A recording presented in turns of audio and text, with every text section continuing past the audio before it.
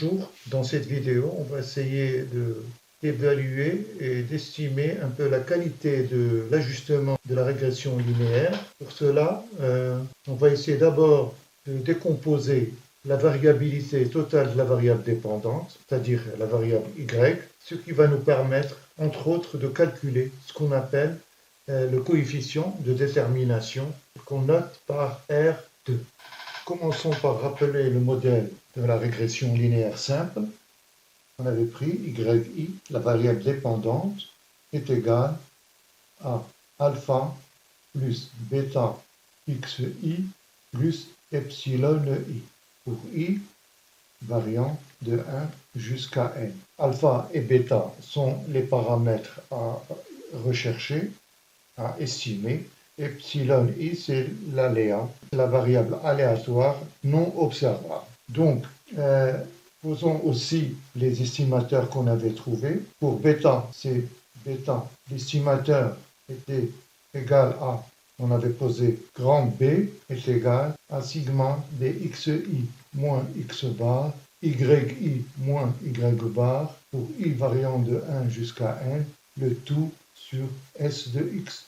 Et pour le paramètre alpha, l'estimateur, c'est qu'on avait noté grand A est égal à y bar moins bx bar. Notons ici qu'on note y par majuscule pour spécifier qu'il s'agit d'une variable aléatoire et la variable explicative x, c'est une variable non aléatoire, donc qui n'est pas déterminée par le modèle. Rappelons également un résultat vu au niveau du cours de la statistique mathématique, à savoir pour une variable aléatoire y, sur sa base et sur la base d'un échantillon, on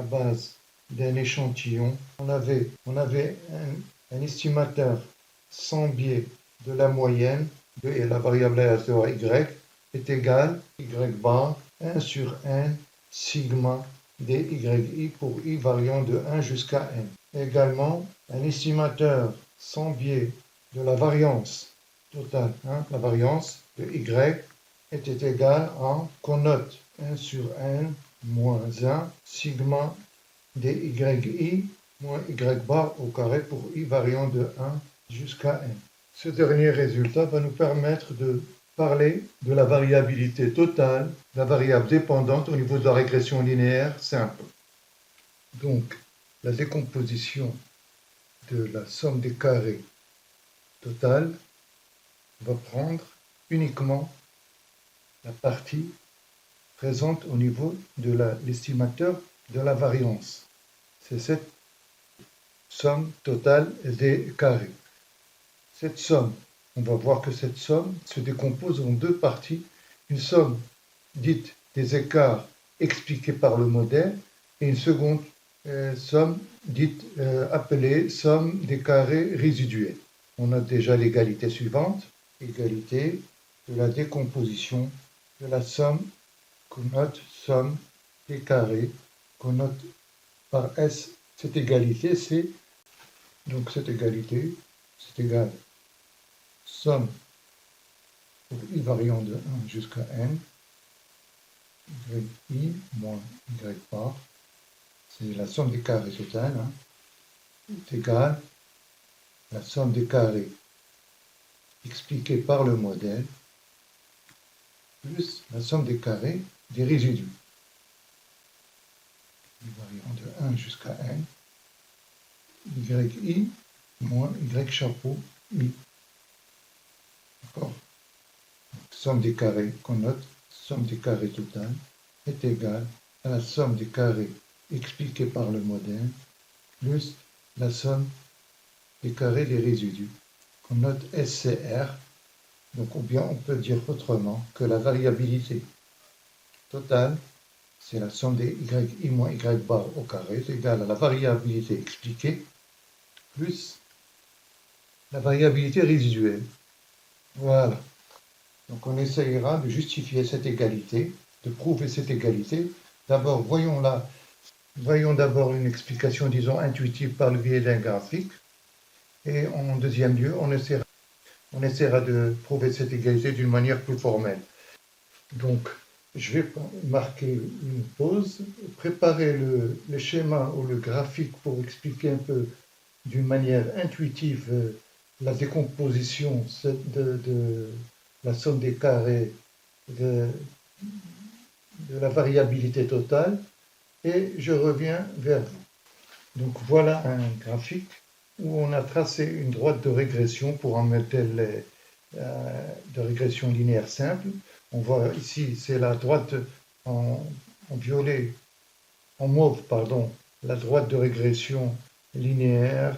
Y est égal à alpha chapeau plus bêta chapeau x. C'est la droite de régression avec les paramètres estimés, calculés. Et en abscisse, on a bien sûr la variable x et en ordonnée la variable à expliquer, la variable y. Donc on a déjà placé pour un point, pour une observation xi, son ordonnée. On a déjà placé le point xi, yi qui se trouve ici. Hein.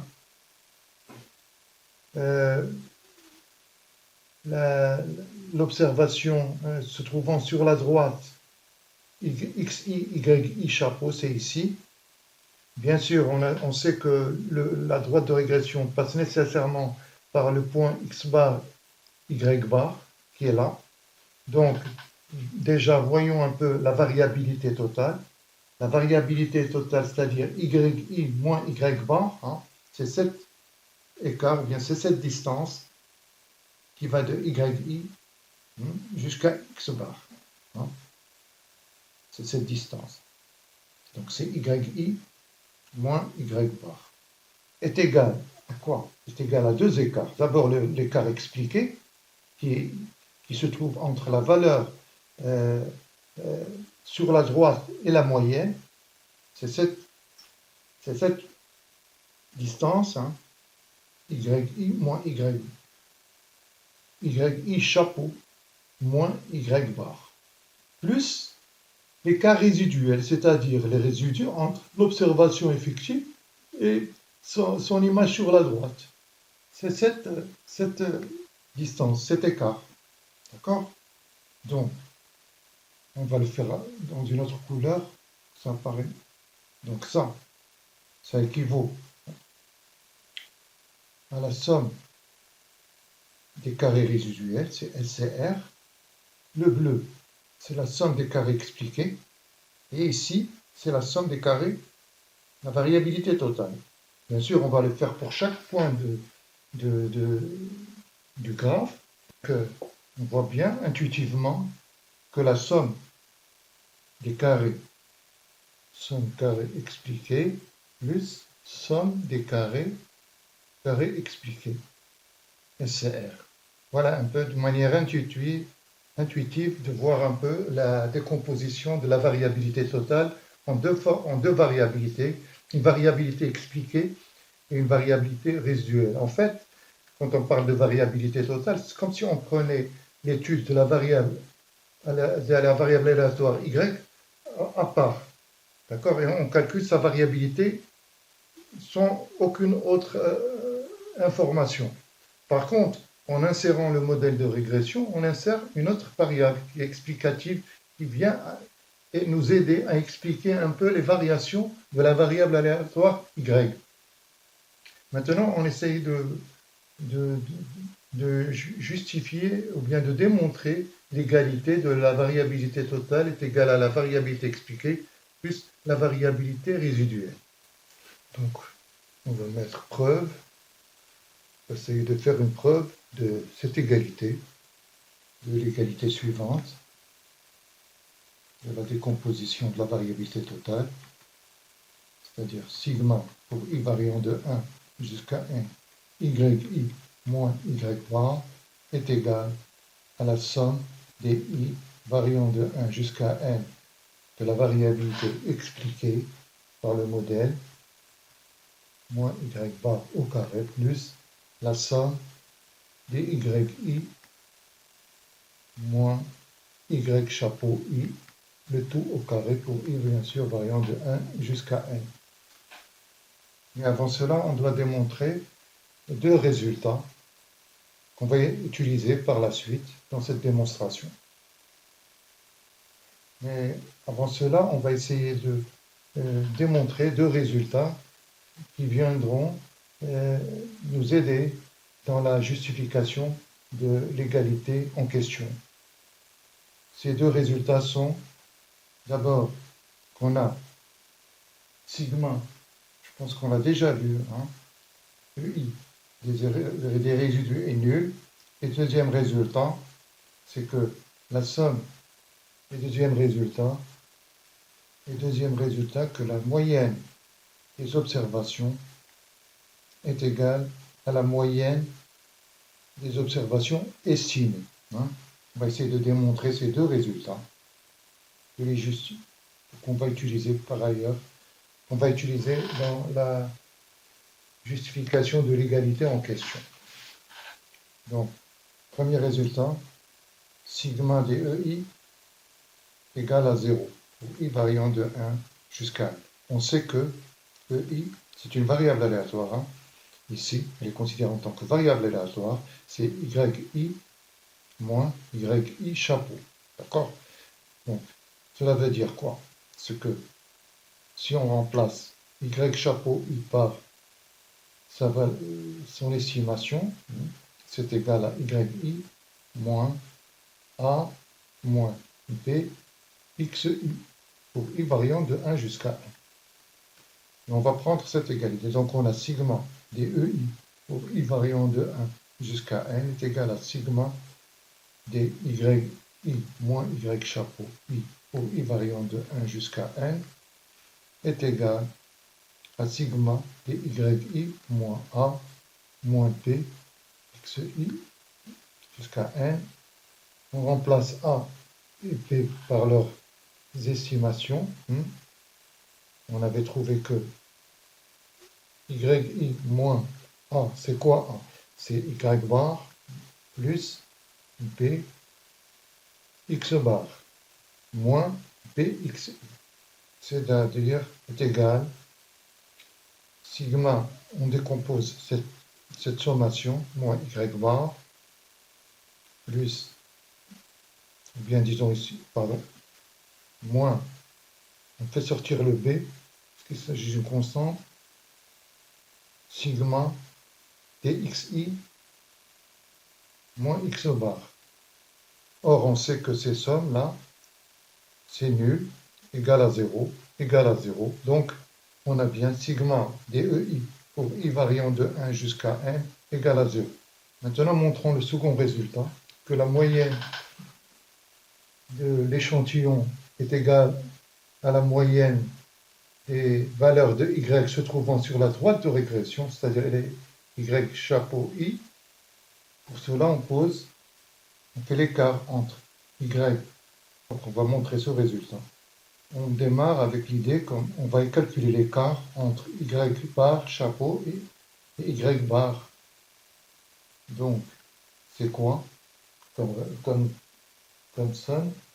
Y bar, c'est 1 sur n sigma et yi pour i variant de 1 jusqu'à n moins y chapeau. Moins y chapeau, c'est moins sigma 1 sur n sigma de y chapeau i pour i variant de 1 jusqu'à n. Or, y chapeau 1 sur n sigma de yi pour i variant de 1 jusqu'à n moins 1 sur n sigma. Donc, ça nous donne 1 sur n sigma de yi moins 1 sur n sigma, on remplace à part ça, la formule qu'on avait trouvée pour l'estimateur A, c'est-à-dire y bar moins b x bar plus b xi. On fait sortir le y bar aussi, de la deuxième, moins 1 sur n, b, on sorte b, une constante, sigma de i variant de 1 jusqu'à n, xi moins x bar. Or, on sait que ce résultat est nul parce que le sigma de xi moins x bar égale à 0. Donc, qu'est-ce qu'il nous reste? Il nous reste y bar moins y chapeau bar est égal à la moyenne y bar moins y bar, puisque la somme des 1 sur n est égale à 1. Donc, on a le résultat, on obtient le résultat recherché. Moins y bar chapeau est égal à 0. Donc, la moyenne des observations est égale à la moyenne des observations estimées au niveau de la droite de régression. On a le résultat suivant. Maintenant, on passe à la preuve de la décomposition de la variabilité totale. Mais avant de passer à la preuve de la décomposition de la variabilité totale, je voudrais faire une précision concernant les écritures du modèle. Je pense que cette précision, je l'ai déjà faite au cours des vidéos précédentes, mais ceci n'empêche de la refaire pour mieux suivre ce qui va venir après. Cette précision concerne l'écriture du modèle. On a 3 écritures du modèle.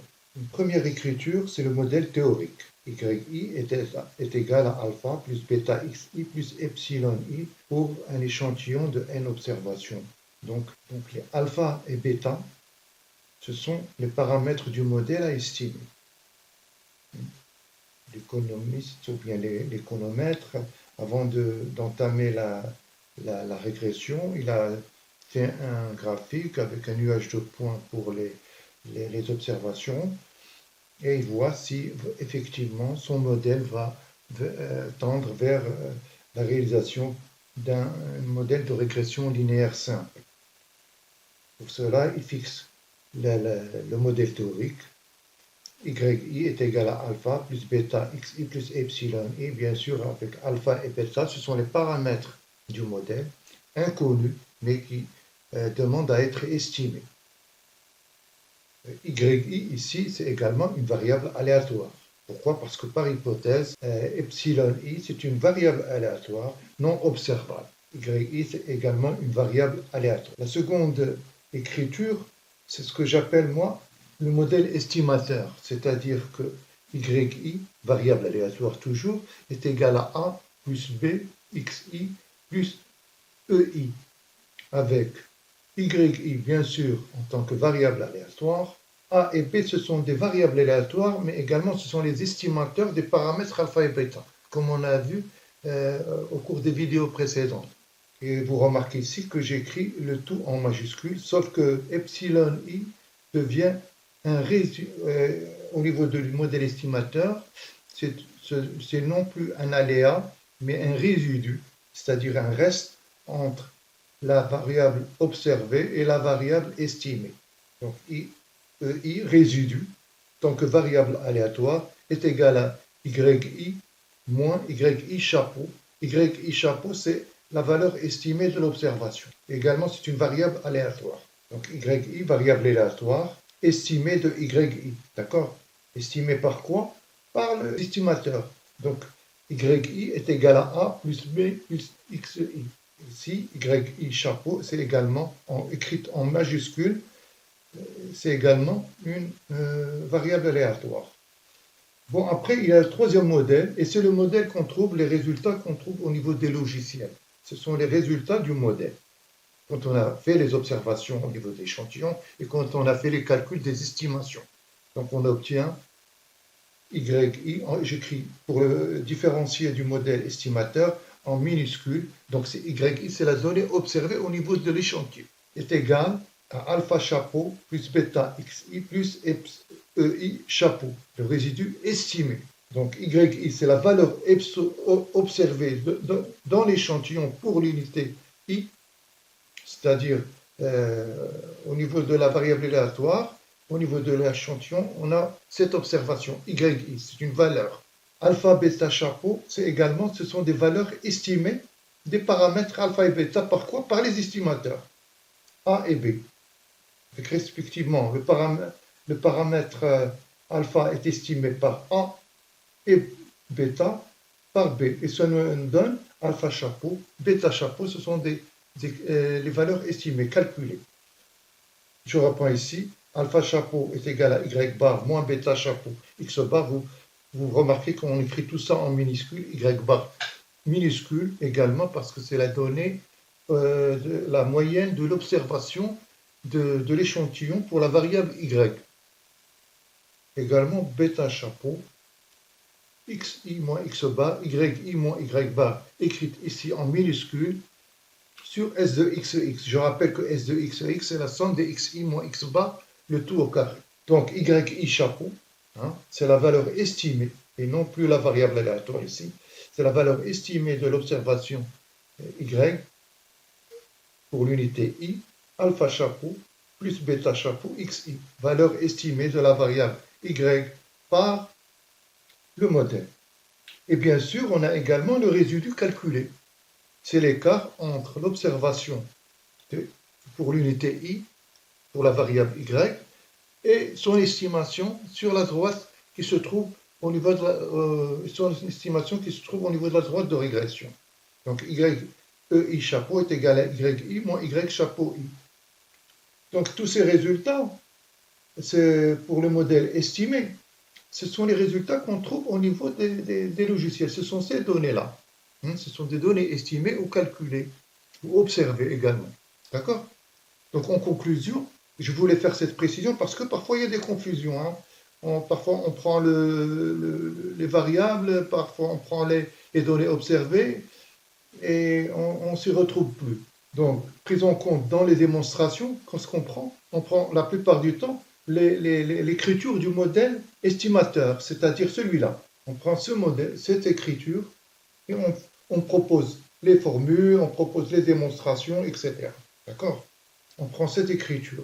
Donc, en conclusion, je voulais dire que, bon, on prend dans les démonstrations et les formules du modèle, uniquement l'écriture du modèle estimateur. C'est-à-dire, on prend les estimateurs et on formule des résultats ou bien des démonstrations. L'important de prendre en compte l'écriture du modèle estimateur et des variables aléatoires, c'est que ça permet de définir des fonctions de densité, des fonctions de probabilité pour ces estimateurs, et par conséquent de valider le modèle par le biais de tests d'hypothèses, comme on a vu dans les vidéos précédentes.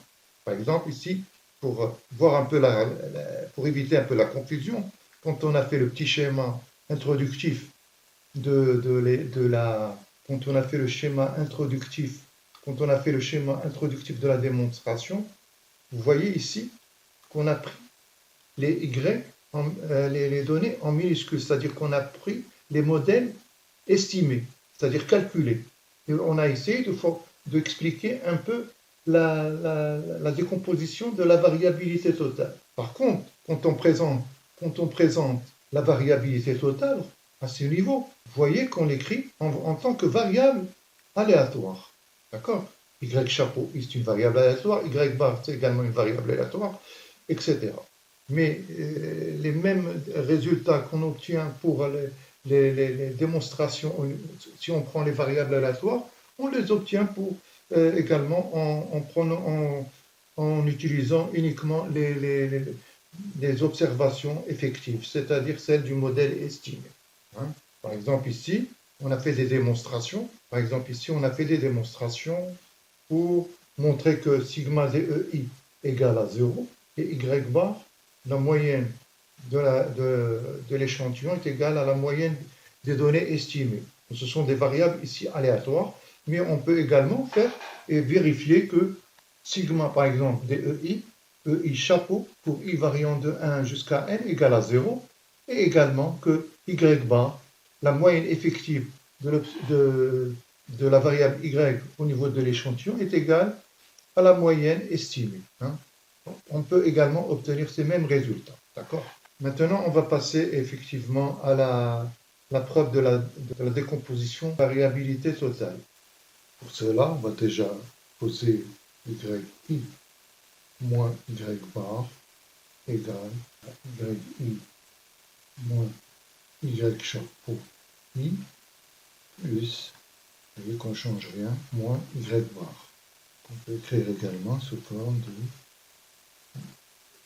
yi chapeau moins y bar plus yi moins y pour yi moins y bar au carré pour i variant de 1 jusqu'à n est égal. Donc déjà, on voit ici qu'on a une première décomposition. Hein. Ça, c'est la somme des carrés totale est égale à la somme des carrés expliqués. Somme des carrés expliqués plus la somme des carrés résiduels plus quelque chose. Hein, plus ceci, ce reste. Donc il suffit de montrer que ce reste-là, le produit de i variant de 1 jusqu'à n de yi moins y bar, chapeau ici, pardon, ici également, yi moins y bar, chapeau, ce reste-là doit être égal à 0. C'est ce qu'on va faire.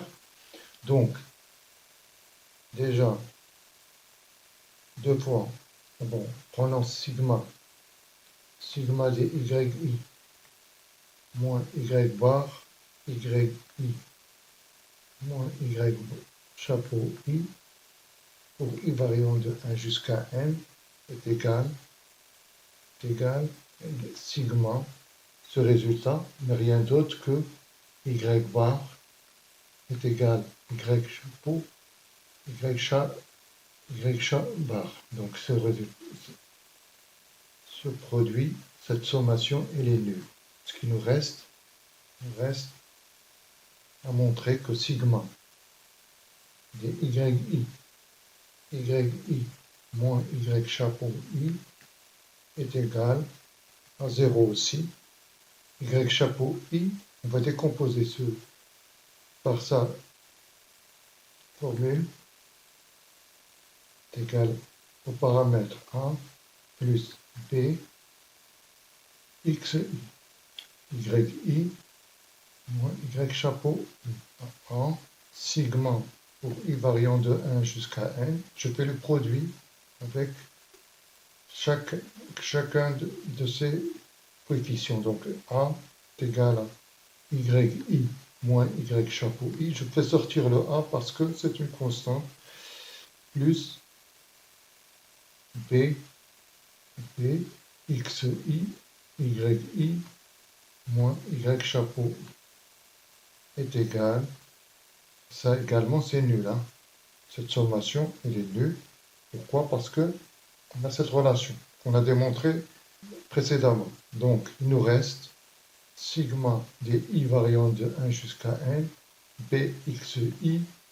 On développe également y chapeau i par ça, par son équivalent sous la forme de droite de régression est égal sigma des i variant de 1 jusqu'à n, bxi, yi moins a moins b.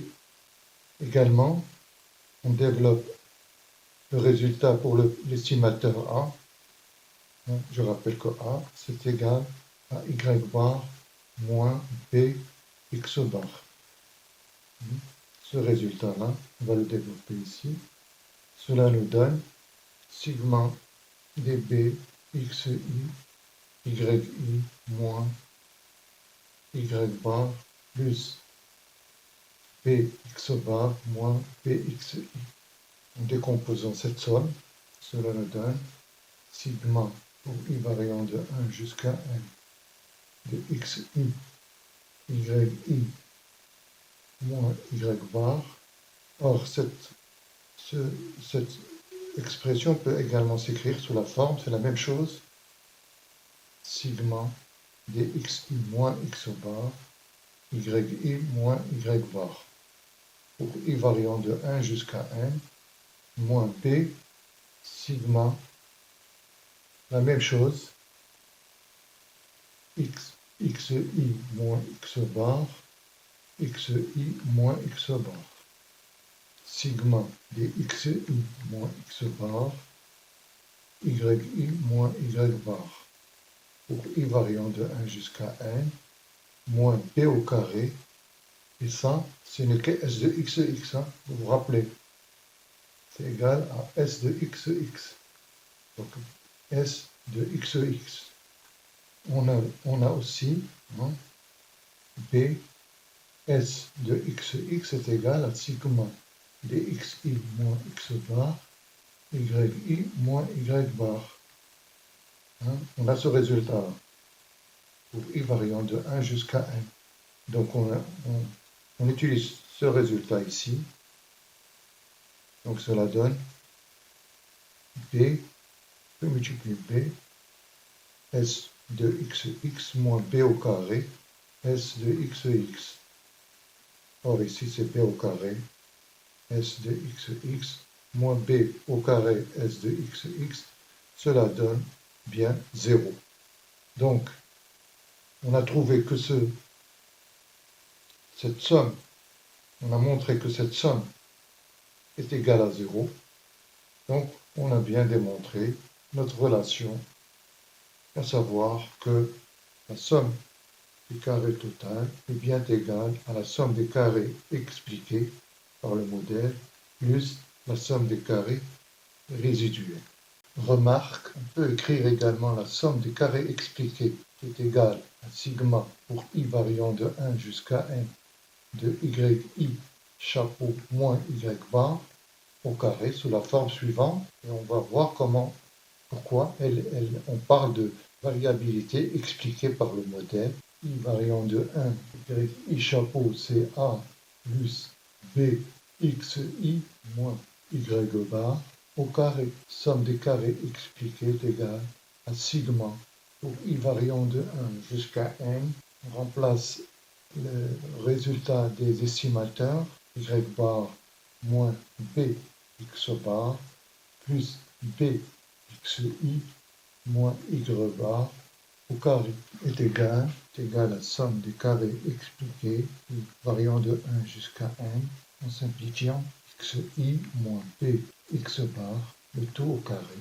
Cela veut dire que la somme carré expliquée peut s'écrire également sous la forme suivante, b au carré sigma dxi moins x bar au carré pour i variant de 1 jusqu'à n.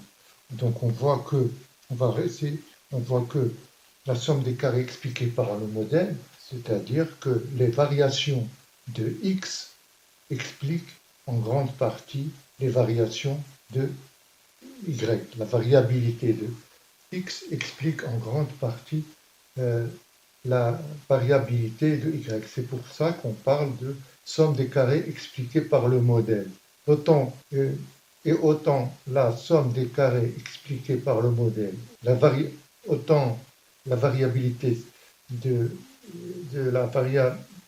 autant la variabilité de x sera grande, autant la variabilité. Voilà.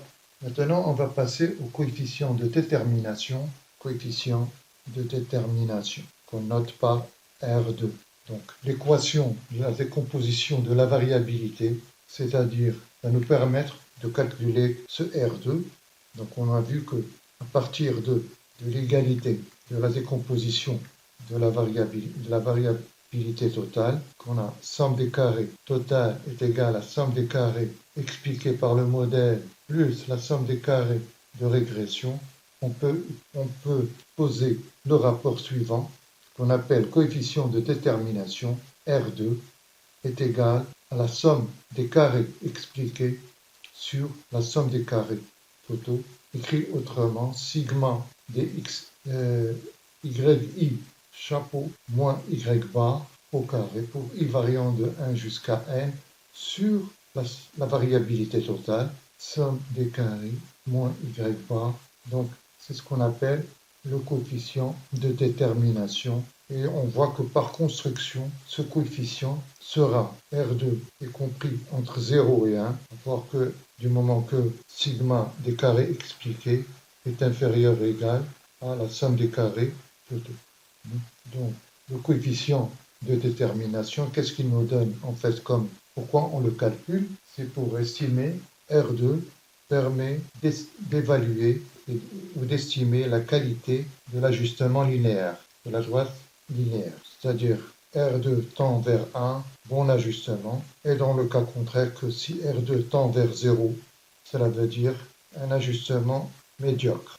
Voilà, on arrive au bout de cet enregistrement. Dans les prochaines vidéos, on essaiera de présenter d'une part la relation entre le coefficient de détermination qu'on vient de voir et le coefficient de corrélation dans le cadre bien sûr de la régression linéaire simple. Et d'autre part, d'exposer le tableau de l'analyse de la variance avec notamment le test de Fisher. Sur ce, je vous dis salut et à la prochaine.